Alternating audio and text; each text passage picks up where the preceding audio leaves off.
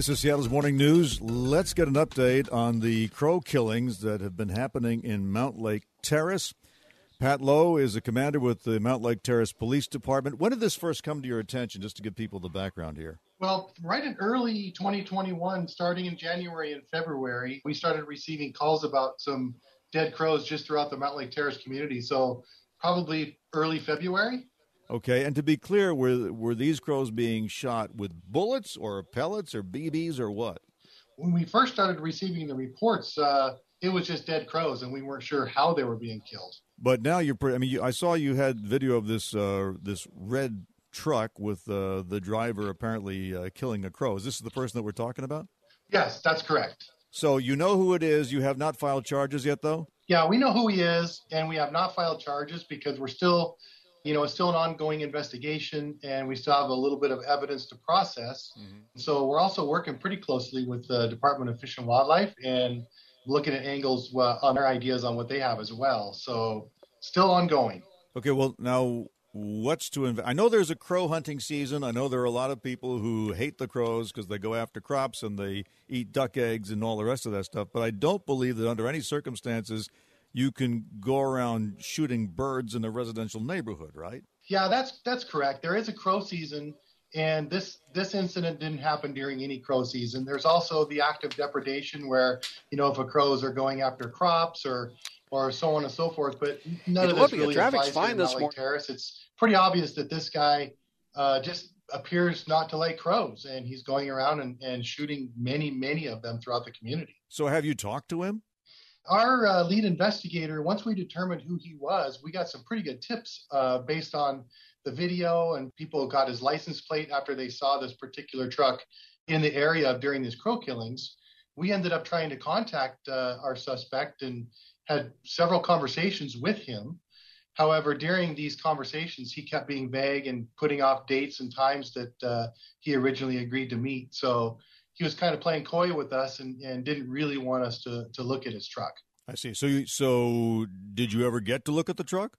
We did. However, one of the interesting facts of this case is during these conversations, when he said his truck was in his garage, we learned later that he actually already had sold his truck and removed some of the identifying features from his truck and traded it in for a new vehicle at a particular car lot nearby. Well, that's an interesting development. So have you located the original truck? We did. So we learned the car lot that purchased the truck from him, where that was, and we went out there.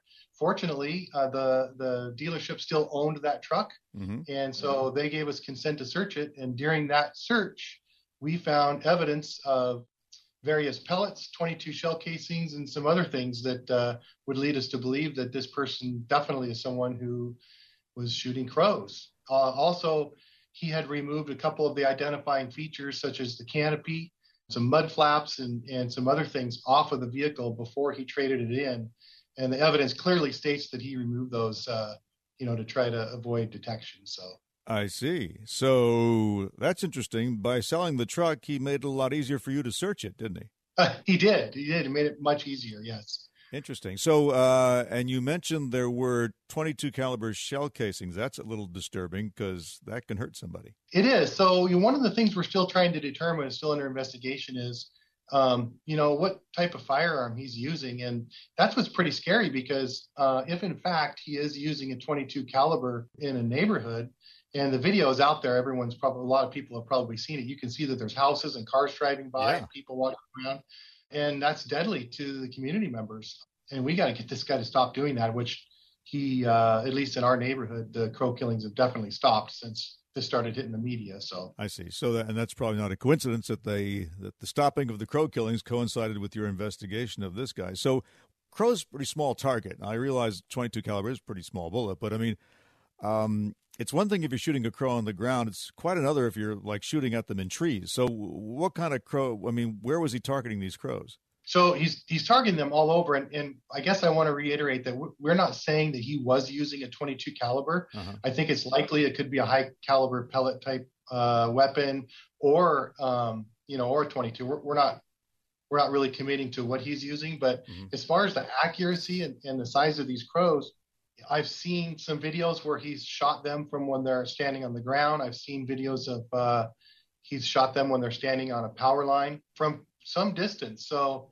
he has some ability to have some good marksmanship to be able to shoot these crows pretty accurately. Really? So yeah, I believe that he has some sort of marksmanship skill that is probably a little above average. So it sounds like we can expect an announcement of the identity pretty soon then. When he gets officially charged, which he will be probably within the near future, then his name will probably be available through public disclosure. But once again, we're still working with the Fish and Wildlife and to come to a really, the most appropriate charges for this guy. Mm-hmm. Ultimately, we just want him to stop, because not only do we want these crows to, not be killed anymore, but we don't want anyone to get hurt. And that's a huge concern. So I want to get a resolution to this as soon as possible. Right. And by the way, just to make sure that we're covering all bases here, if somebody has a real problem with crows, either because they're attacking crops or, trying to peck out their eyes, or you just don't like them, what's the legal way to handle something like that? Well, you're going to have to contact your local animal control. And I mean, it's really hard with the crow, right? Because they're difficult to capture. Well, they're smart. They're very smart. And in the city limits, there's really not a lot you can do. Okay. But what we do know for sure is that you can't just shoot them. 100% for sure. You can't just shoot them off of a power line in the city of Mountlake Terrace in the middle of the daytime. That's definitely illegal. Okay. Commander Pat Lowe, the Mountlake Terrace Police Department. Pat, thank you very much. All right. Thank you.